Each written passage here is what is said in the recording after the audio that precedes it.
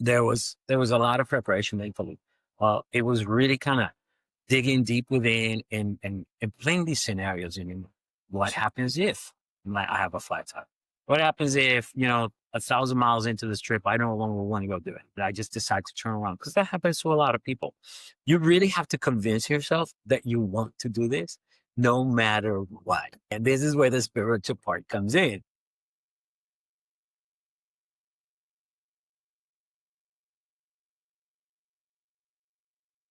Ladies and gentlemen, welcome back. Welcome to Wellness 360 with Carmen Milagro. We've got another exciting episode for you. Here, we dive deep into the world of hemp CBD and all things health and wellness from a 360 perspective, but we're not stopping there. Alongside sharing our own insights, tips, and personal anecdotes, we bring in a diverse array of experts from various backgrounds. We're talking about everything from mindset to leadership to resilience to heart, as well as spiritual health and beyond. All so we can make informed decisions that truly impact our overall well being. If you've missed out on any of the action, don't worry. You can catch up on seasons 1 and 2 all at your fingertips thanks to the magic of live stream. That's right, you heard it here.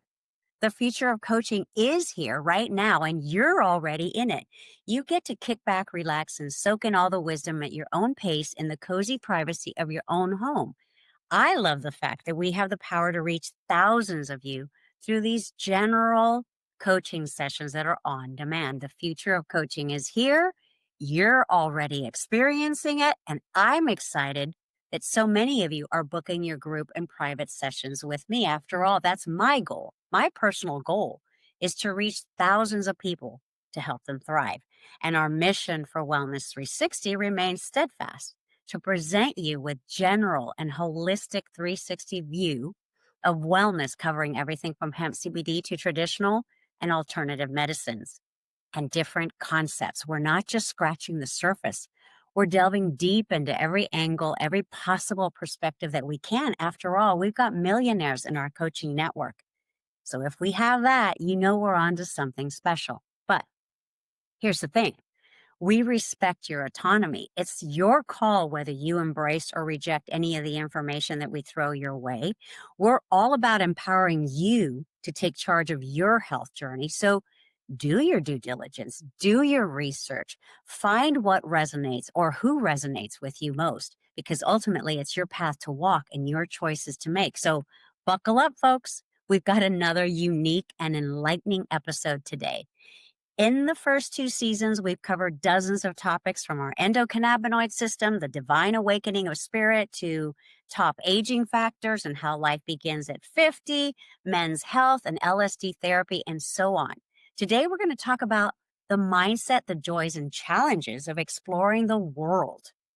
Let me tell you a little bit about today's inspirational guest who was born in the Dominican Republic and moved to the U.S. in 1983.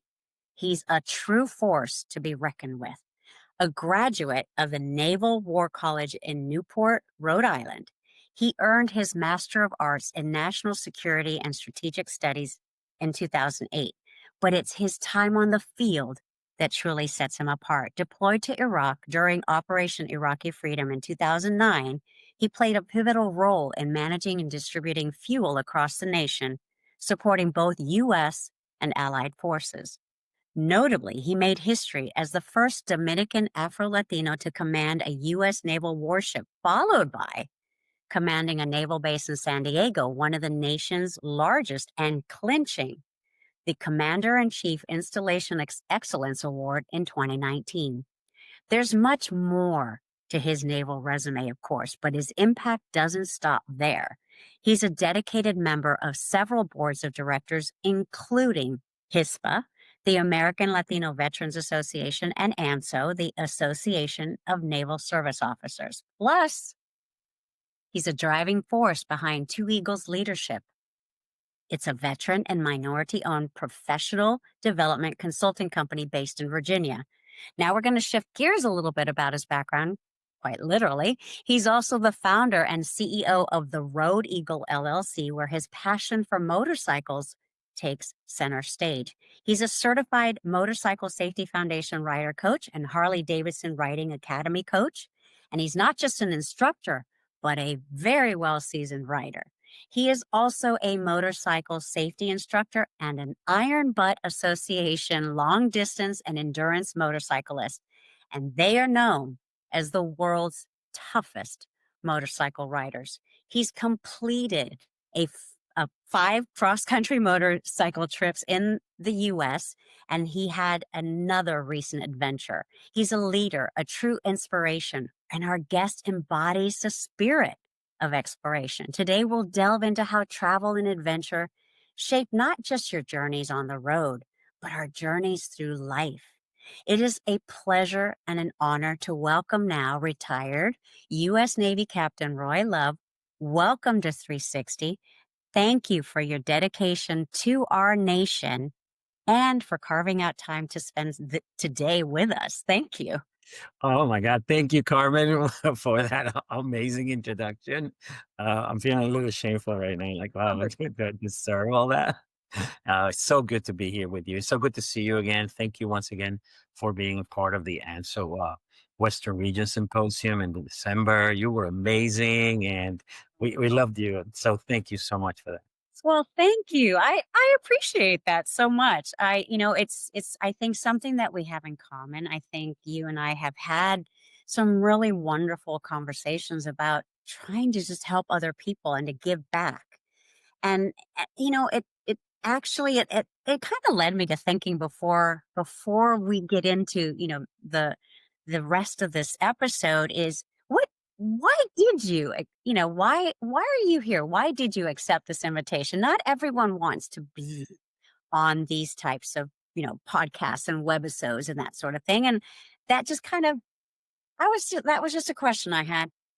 Well, I enjoy talking to you. First of all, Well, it's always great. We have some really wonderful conversations, and I like the the drive of the program. Right? It's really to help others, and I'm all about people. I love students. That's why I coach. That's why I teach motorcycle riding and mentorship and leadership and anything that has to do with helping someone become a better person. Right? Find that power within to grow, to enrich themselves just through learning. It's for me, it's just a passion thing.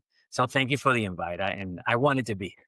well, thank you for accepting. So I think we should just jump right in because I really want to get to sort of the meat of travel and mindset and, everything that comes with it. Cause it's not all roses, right? It's not all, but yeah. So where you've done these cross country trips, but you recently took a motorcycle trip from Virginia all the way to Tierra del Fuego, right? If I remember correctly, in Yes, Argentina on a motorcycle. yes. What where did that come from? Oh my God, so many places. I love travel. I spent 30 years on active duty in the Navy. I did 4 years in the reserves at a Merchant Marine Academy, and we always traveled. So before I started I got out of the Navy, I had already visited 69 countries. And that's a lot, right? That's For anybody, that's a lot. And I've been to 48 or 49 states, right? Actually, 49 states right now because I got to count Hawaii, right? huh? Um, and I'm still missing North Dakota. So I've been traveling for a long time. The first time I traveled was from Dominican Republic to Orlando, Florida. My dad took me to Disney World, and it was amazing, right? It was like going from the Caribbean to Florida. Doesn't seem like it's that far. But I think I was 11 years old, and that was my first out of country trip. And I loved it, absolutely loved it. I loved just being on a plane and meeting new people. And I've been hooked ever since, honestly. It's been an amazing life. And I always wanted to cross the country on a motorcycle. So there were like two things that I wanted to do when I was a kid. I wanted to be a captain because I wanted to be a captain of a ship, right? Star Trek, the Love Boat, my favorite.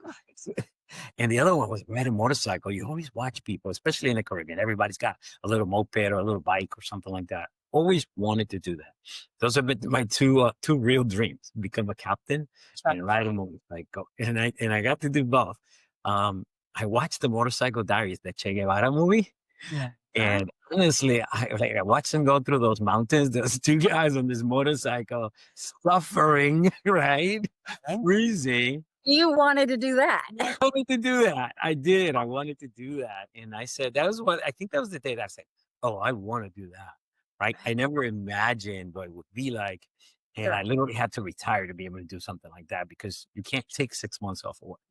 So Details. details, right? I wish you could, unless you're your own boss.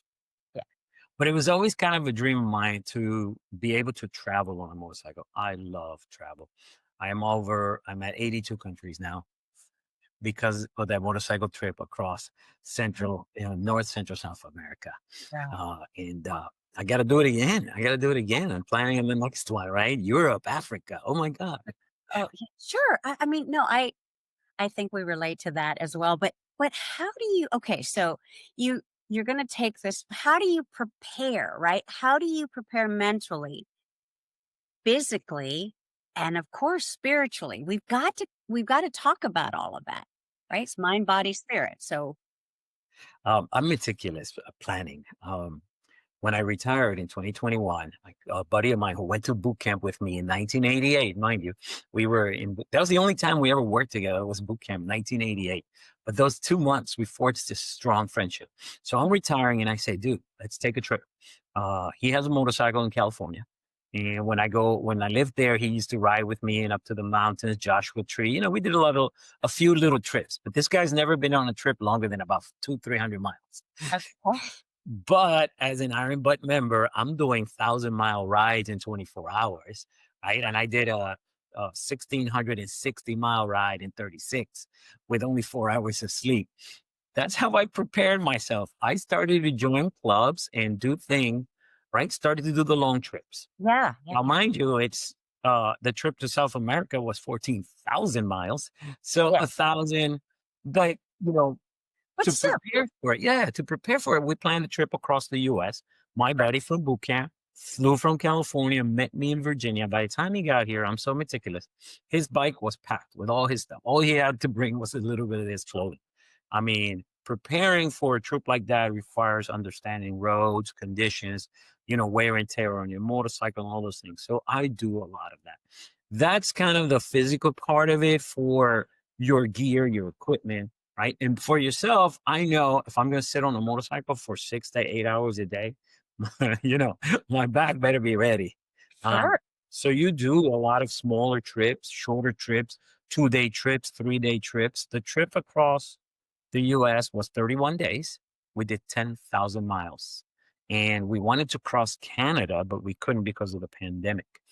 Because we ended up flying over to Alaska, renting bikes over there, riding another 1,000 miles, then flying back to Seattle and riding the rest of the trip all the way San Diego and then across. Mentally, there was a lot of preparation mentally. It was really kind of digging deep within and playing these scenarios in your mind. What Sure. happens if I have a flat tire? What happens if 1,000 miles into this trip, I no longer want to go do it? Mhm. Right. And I just decide to turn around because that happens to a lot of people. You really have to convince yourself that you want to do this no matter what. Right. And this is where the spiritual part comes in. Sure. Something bad happens.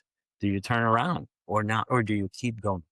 And it's good to have backup, right? My wife was encouraging me, hey, do the trip, finish it. Don't come back here. Right? Won't have to leave again. Ship from home. Get it done, right? So you have a lot of different aspects. It's the self. It's really internally convincing yourself, telling yourself, this is what I want, and I will do this no matter the cost, right? No matter what, uh, specifically how much it costs and how much time it takes, but pre-planning, right? Taking it chunk by chunk, step by step. From here today, I'm going to Ohio. I'm going to meet up with a friend in Ohio, and then from Ohio, I will get to North Dakota the next day, right? And give yourself that cushion. For me, riding motorcycles is therapy. It really is. It's all about my personal wellness. And I'm not stealing from 3M, but for me, it's mountain meditation. It really is being on that motorcycle and thinking and reflecting and enjoying yourself, not looking at it at I'm on the road. Oh my God, it's getting dark, but I'm on the road riding a motorcycle. This feels good, right? You let it go, let go of all your stress, let go of all those things that are holding you back and focus on the moments ahead of you. Right. That's how I prepare. Yeah. Love that. There's two things that came from this. What you're describing is a lot of times people aren't comfortable being with themselves. Right. And so this is a great way to, I mean, who else are you going to be with but yourself on the road on a motorcycle? Yes. So I love that component because that is one way to get comfortable with yourself. But also, everything that you were saying also resonates for real life preparation, setting that goal, going forward and not giving up. I mean, what an analogy for mindset, for success, for anything that you want to accomplish in life. I think you kind of wrapped it up all nice in a bow for us. Well, thank you. And that's how I got through my trip to Argentina because there were some setbacks. There's some big setbacks. And I think a lot of times I never actually once thought about I need to go back and just stop. I think, there were some times where I came back to the US to regroup, get some parts, and go back, fix my bike, and continue the trip. Right. Because if you just, if you let go of that dream, if you give it up, you will never be satisfied. There will always be that regret. And I wanted no regrets. And my wife has a question she asked me after every trip. She says, was it everything you thought it was going to be? That's a great question. Right. And sometimes I laugh and I smile because I know it wasn't. And right. And I go on a lot of different little trips. Sure. And so what I've decided to say is it was and it wasn't. Right? Sure. Because we can't tell the future, but I'm going to enjoy the parts that I can. And I'm going to use the parts that weren't so enjoyable to learn from them so that I'm better prepared next time. Right. And again, I love it because my question was, how does this translate into real growth mindset? And you just answered it. This is life. This is what happens to us when we're trying to make plans. The universe or whatever entity that you believe in has a whole set of other plans for us. Yeah. And it kind of teaches us or defeats us, right? But the choice is really ultimately ours. Absolutely. It really does come down to choosing the path and following that path, right? Sometimes you come to a fork and you got to go left or you got to go right, but you better make one decision, right? And it doesn't matter what's on the left, what's on the right. There will be other forks, right? That get you back on that path, on that road. And I got lost a few times. And yeah, no. I mean, there were parts of the trip where we rely on GPS. Sure. And you know what? GPS is like our compass, right? It's our business guru. It's our coach, right? Someone that's giving you directions and guiding you and helping you go the direction that you want to go, but they can't tell you what's ahead, really. Right. Not everything. And so what happens when you don't follow the coach or the coach isn't there for you? Like GPS runs out because there's no satellite coverage. Right. Right. And there were a couple of times where I took those paths and I actually enjoyed it. I was lost. I was lost for 9 hours in the mountains. And this was a time where my phone had broken. And so I had no Wi-Fi, no GPS. Nothing. Okay. And I was like, okay, I know this road goes to the coast because I had driven down the coastline. This is in Peru. And I could see the light poles, the wires that cross. Sure. And remember, they came from the road internally. So I said, if I just follow those light posts, I will eventually find the road that I want close to the coast. And sure enough, eventually I found it, but I was scared a couple of times. Like, where am I going? Does it ever end? And it was a lot of mountains. So you get to the top of the mountain, you're like, Oh, I'm at the top. Now everything's downhill from here. No, you keep going. And then there's another higher mountain and then another higher mountain until, you know, Yes. eventually I made it and scared through the whole process. But when I got to the other end, I said, wow, that was all worth it. It was And amazing. that's another great point, right? When you are scared in life, in business, whatever, again, it's I always struggle with, and maybe you and I had this conversation because I always struggle with the term fearless. Mhm. Implies that nothing can stop you, which we all know that's not how life and the universe works. But I do believe that you can feel fear and utilize it or move through it. You can feel the fear, but you keep going anyway. And to me, that is one of the definitions of courage. Absolutely. I 100% agree. And in this particular example I was giving you, sometimes we think we're alone. We're the only ones, or that the problem we have is worse than everybody else's. Well, I'm on this road 4 hours into it, and there's nothing. I kid you not. Like literally, I have pictures of it. Nada. It's beautiful. It's amazing. Right. It's me and the llamas, and there's like two trucks that passed me, and they're hauling. I mean, like this is a dirt road, and Sure. so all you see is the smoke behind them. So you don't know what lies ahead even further. And so you got to slow down, take it easy. And I'm like, okay, I better see some vehicles because the more vehicles you see, the closer you are to a town or something. Sure. Absolutely.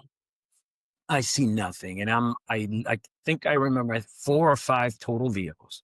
But as I'm driving on the road 4 or 5 hours in, I see a red car up ahead. It stopped on the side. There were about 2 or 3 people there, and I'm going, "Oh, wonder what happened." I drive up to them. They have a flat tire. I'm on a motorcycle with 2 wheels. They're in a car with 4. They have a flat tire. They have a spare, but they can't get it out because they don't have the tool. Now, I tell you, I'm a meticulous planner, I and I so and they were like, another vehicle had just passed and just basically blew by them, didn't even stop. And this is of the 5 vehicles that we had seen on the road. right. So they're sitting out there. Of course, I got on this road. I thought it might be a place to eat. I'm starving at this point. It's 5 o'clock. 5 o'clock in the afternoon. I've got about 3 more hours to go through this, 3 to 4 more hours to finish Right. this road. So I stop. I ask, hey, ¿qué pasa? What's going on? They're from Peru. They're from Lima. They're going down to Ayacucho, the town that I had left a while back. And I was like, oh, by the way, the road is messed up in a couple of areas. And I said, how can I help you? And they said, we don't have the tools to remove this tire. So I was like, I think I got you. Yeah. I pull over, I dig through all my different tools, I find the right nut and help them take the tire off. Well, the lady that's there with them, young couple, her daughter with her boyfriend, uh, her younger brother, and then the mom. Well, the mom is like, "Hey, what can we do for you?" I was like, "Oh, no, no, nothing. Don't worry about it. I'm feeling good because I'm lost, but here I am able to help someone else who is just as they weren't lost. They knew where they're going, but at least they're in trouble, right? They're in a lot more trouble than I Right. am." And I just said, "Hey, how long to the other end?" And they were like, "Oh, about 4 hours or so." I was like, "Okay, well, they're in a car, so they're gonna go a little faster than me." But anyhow, so I'm starving, and the lady wants to do something for me, and she's like, "I have some tamales." And Oh, I'm big on tamales, but but at that point, I kid you not, she broke out these tamales.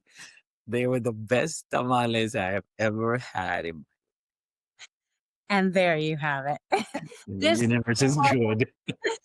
this all just wraps this up so beautifully. It's such an analogy for life, for business, for everything that we try to cover on these sessions. And I know I want to be respectful of your time, but Always. before I let you go, I do have a little bit of a twist here. So in season 3 here, I decided that every guest, I want to go a little bit away, not away from the topic, but allow our viewers to get to see a little bit more insight into our guests, who they are as a person. Okay. So, if you don't mind. See, I'm trying to like set this all up nicely for you. And I promise it's nothing awful. But What I'm doing now is I'm calling this the Fast and Furious, like 3 questions that I'll ask, Okay. like 1 or 2 word answers, no overthinking, just whatever comes to the top of your head, okay? Okay. All right, let All right. me Good. Good. various questions here, so I wanna see. Okay, this is easy. Well, maybe. Okay. What's the saddest movie that you've ever seen, and Oh why? goodness. Saddest movie. Um, Forrest Gump. Oh, Yeah. I mean, it was great. It was funny, but there was a lot of moments in that movie that really make you think about how badly we treat others, how much we judge. And, if you've seen Forrest Gump, you kind of know what I'm talking. And right. it was that part, and I think I cried when he ran and the the leg metal stuff came. Right, right. And I mean, I was cheering. That was sad, but It's poignant. Yeah, absolutely. It's poignant, absolutely. yeah. What's your favorite ice cream flavor? Oh my God, chocolate.